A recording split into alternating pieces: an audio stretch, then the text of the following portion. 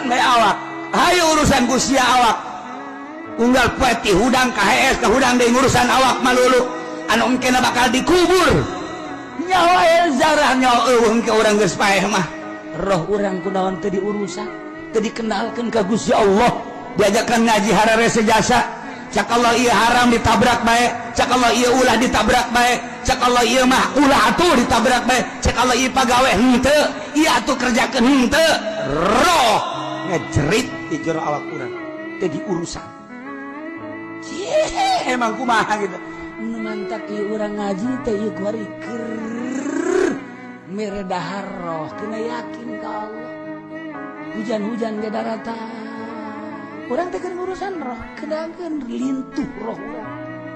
aya nu di luar mah nya roh diurusan nya awak diurusan zahiran wa batinan nya nama eta